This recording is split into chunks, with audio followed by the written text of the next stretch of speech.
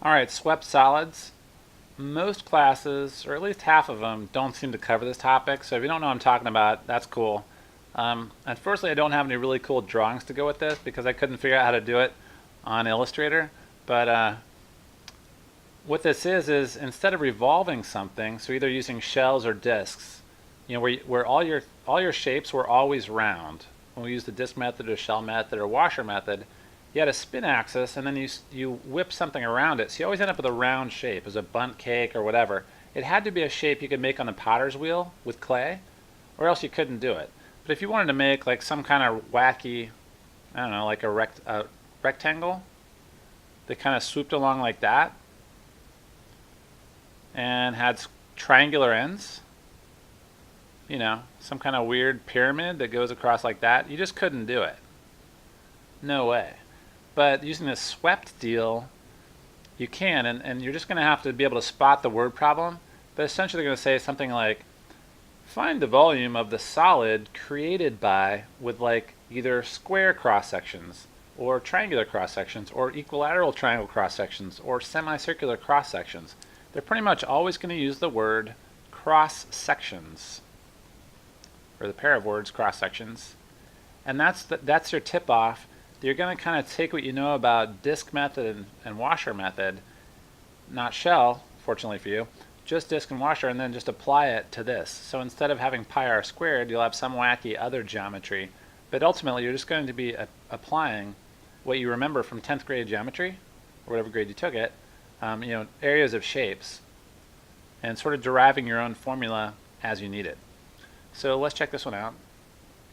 Set up the volume integral, so we're not going to actually do it, of a solid with square cross sections. So there's that word, square cross sections, which means we're dealing with squares. So instead of discs or washers or shells, we're dealing with squares. And then the edges along the two sides of x equals y squared. So let's graph that to see what they're talking about. So they're saying x equals y squared, that's just a sideways parabola like this. From x equals 0 to x equals 4. And they're saying square cross sections. So here's my region. This whole little thing, we've just seen a region like this before. And then they want square cross sections. So what they're saying is, instead of taking this region and revolving it around something, they want to use this as like the base of a weird shape. So we're going to make something with square cross. We're going to start with a little square down here. And then as these two get further apart and this little representative rectangle gets wider, it's going to get built out into a square. So there's basically going to be all these squares sticking out from this shape. If that makes any sense. I'm trying to draw in a few here. So you can see how as we keep going along with our representative rectangles, as the squares get wider, they'll also get taller. And we'll end up with this last one being the biggest and tallest and widest of them all. So it's almost like if you've ever seen a ship under construction, or like an old sailing ship, where they have, they set up all these bulkheads and then string stuff along the outside. That's kind of what's going on. So we're ending up with this three-dimensional shape that almost looks like the front of a military jet or something. It's kind of pointy. If you ever cut it in half, it'll be a square. That's what I mean by square cross sections. But it's sort of like the square shape that comes to a point at the, or sort of rounded point at the tip of the parabola.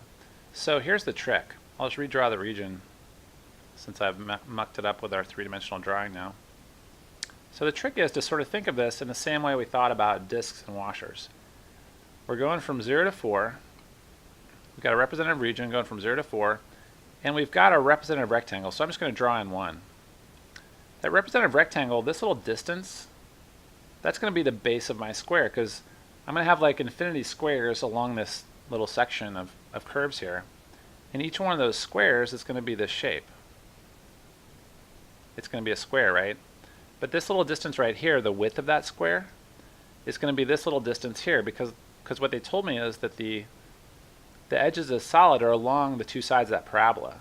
So this parabola is always going to be along this corner, and this parabola is always going to be along this corner. So as the square moves along this parabola, and the parabola gets further and further apart, this square is going to get wider and wider, and of course that means it's going to get taller and taller because it's a square. So that means because it's a square, this will also be w right there. But what is that distance? The length of this little representative rectangle, and therefore the width of this square, is going to be the top curve minus the bottom curve. And since I'm doing dx, I got to have in terms of x. So I'm going to take this x equals y squared, solve it for x, and I'll get x equals plus or minus, solve it for y. I'll get y equals plus or minus root x. So that's where this came from. When you have a sideways parabola, that top arc, or the other way, the top arc is positive root x, the bottom arc is minus root x. So that's where I got the root x and the negative root x here. So that distance w is just going to be the top one, square root of x, minus the bottom, which is negative square root of x. Negatives cancel, and we get that w equals 2 root x. So that's sort of a dynamic formula for this square, is that it's always 2 root x wide and 2 root x tall. So I'm going to integrate from 0 to 4, because that's the range of my region, and then I need to plug in the area of a square, which is just length times width, or height times width, whatever, dx. So that's the integral from 0 to 4. My length and width are just 2 root x. So my width is 2 root x. But then again, so is my height, so the area of the square is just 2 root x quantity squared times dx. So now I'm just going to integrate it and I'll get the right answer, hopefully. 0 to 4, well, if I square this out I get 4x, because 2 squared is 4 and root x squared is x, dx, which is, so 4x integrates to 2x squared, evaluated from 0 to 4, so that is just 2 times 16, which is 32. Alright, so that's what happens. So once you've got it set up, and you graph the region, you kind of know what you're looking at, this little representative rectangle, no matter what shape they told me to make these cross sections, like instead of squares they could give me circles or whatever, it's still going to be the same integral. I'm just going to use a different formula here. Instead of height times width, for example, if I want to do circles, it would still be, for the same region, it would still be 0 to 4. The only difference is that instead of height times width, I need pi r squared, right? Because that's the area of a circle. So that's 0 to 4, and then I got a pi, but then what's r? I need r in terms of this little guy. So w was 2 root x, right? But can I just plug in 2 root x? Can I just plug that in for r? Not quite, because if I want to make a circle, its diameter is 2 root x, not its radius. Its radius is half that, so its radius is square root of x. So if the overall circle goes from positive root x all the way down to negative root x, the radius just goes half that distance, which is square root of x. Just from here to here is just root x. Squared dx, so that's integral from 0 to 4 of pi, and then root x squared is just x dx, so that's pi x squared over 2 from 0 to 4, which is just going to be 4 squared is 16. 16 over 2 is 8 pi. Alright, the only way to get good at these is just sort of like practice them, check your answers in the back of the book, work these along with me, whatever. These are a little weird. Once you get the hang of them though, they seem to be a little bit easier than the washer and shell method, for students who are sort of up to speed on both. Alright, semicircular cross sections. So just like I just did circles, I could do semicircles. It would just be half that circle, right? So instead of pi r squared, so the area of each little circle, instead of being pi r squared, is going to be 1/2 pi r squared. Because for a semicircle, half a circle, I only want half the area of the circle. Alright, so that's my area formula for the cross section. But now I need to know which curves to sweep it along. So let's see. Find the volume, semicircular cross sections, got that. Edges along y equals x, and y equals negative x.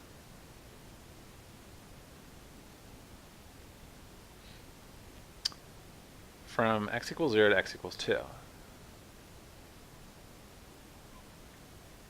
Alright, so we're going to be moving semicircles. So here's my representative rectangle. And of course it's just going to be built up into a circle. But I'm basically just going to have a bunch of circles. Oops. So this is going to be a circular cone. It's going to be really pointy at one end.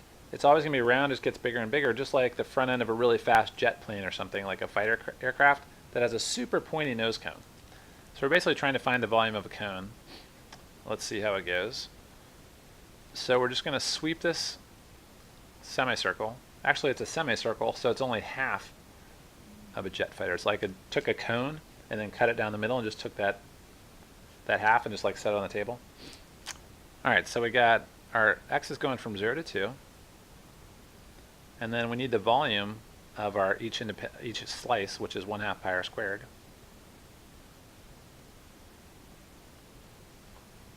Dx. But of course I can't have r's in there. I can only have x's because I'm integrating in terms of dx. So I need to figure out what radius is in terms of x. Radius is going to be from here to here, right? It's going to be that little distance. But that's pretty much just f of x. That's the distance from the x-axis to the line y equals x. So that's just x. So it turns out that r, any given point along here that's x comma y, actually the radius is just y, which is just x. So go from 0 to 2, 1/2 pi x squared dx. Give my handwriting, it's been a long day. So actually I might as well just integrate this. So we got pi over 2. X squared becomes x cubed over 3. And that is from 0 to 2. So we got pi over 6 times 2 cubed is 8. So we get 4 pi over 9. Alright, so that was exciting. Let's try one last one with triangular cross sections. So find the volume of a solid with equilateral cross sections and edges along the circle x squared plus y squared equals 25. Okay, this one's pretty cool. So x squared plus y squared equals 25. Going back, way back to algebra 2 probably, that's the equation of a circle centered at the origin with radius 5. Because whatever's on the right side is r squared, not just radius. So the radius is 5, so 1, 2, 3, 4, 5. 1, 2, 3, 4, 5. Alright, brace yourselves for a super ugly circle. I'm drawing nice and slow, hoping I can pull it off. Is it going to look decent? Oh my gosh, I'm feeling pretty good. Oh my gosh! Pretty good circle. Alright, so there's the circle. Now obviously this is not a function yet. It's not in terms of y or x. It's like kind of a wacky combination. So at some point we're going to have to solve for either y equals some stuff or x equals some stuff. I'm like you guys, I prefer dx, so I'm thinking I want to use x. Let's see what happens. So I want to use this. So we got the path here. So basically we want equilateral triangle cross sections with edges along the circle. So this might have been clear, but what I want to have happen is, as usual with these swept deals, your representative rectangle goes from one curve to the other. And of course, since this is all one curve, like on the previous problems, we had y equals x, y equals negative x. We had the two halves of a parabola. So on this one, I didn't make it super explicit, but what I meant is, let's treat the top half of the circle as one of our paths, and the bottom half as the other path. And then we'll just make it pointy. So it's like, imagining some dinosaur here, but it's basically like half a football, where the football was like pointy instead of round. Or a rugby ball if you're from someplace that plays rugby. But it's got kind of a ridge down the center. So we end up with, I don't know if I can draw this, but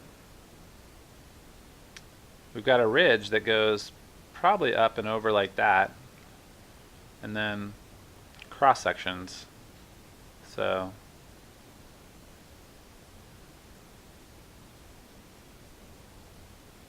that makes sense. Anyway, so there's our shape. Let's see. So what I need is, I want to integrate, and if I'm doing dx, my x seems to go from -5 to 5. Now I need an equation of a triangle. That's 1/2 base times height and dx.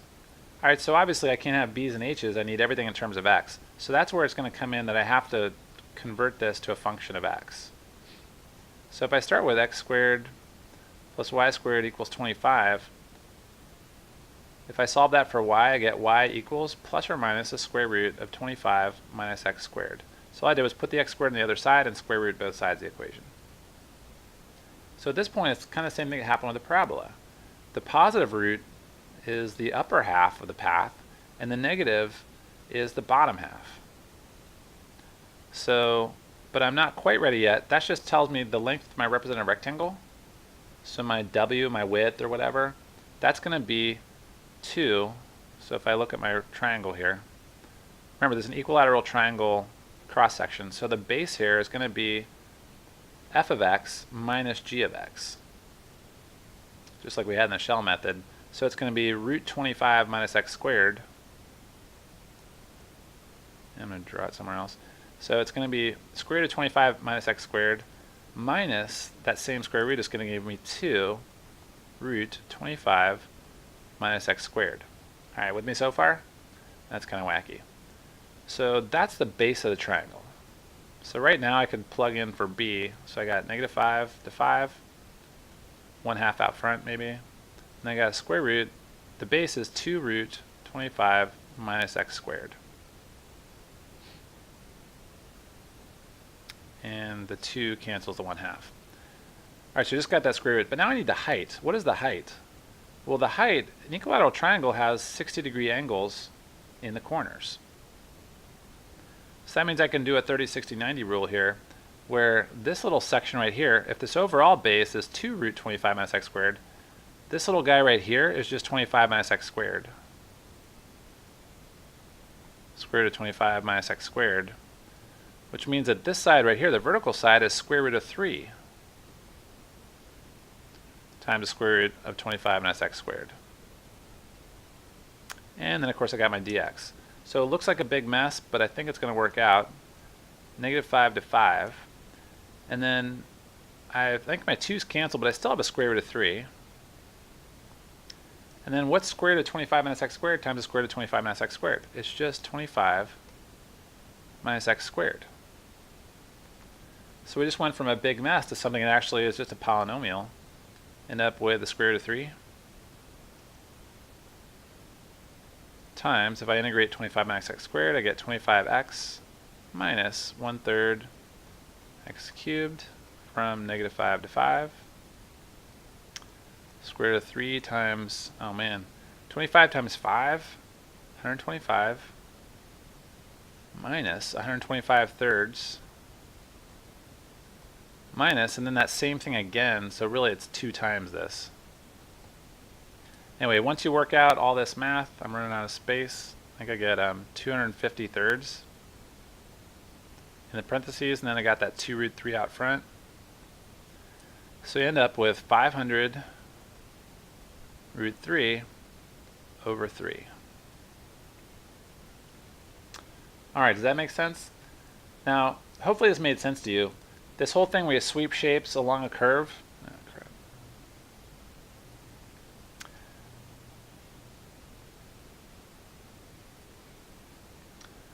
hopefully that made sense. The whole thing where you sweep a weird cross-section shape along a curve is kind of wacky, but you'll get the hang of it if you try it a few times. The key thing is to draw your representative rectangle just like you always do in these problems. Find that little w distance, and then from then on you just want to find the area of the cross-section in terms of that w, which is f minus g.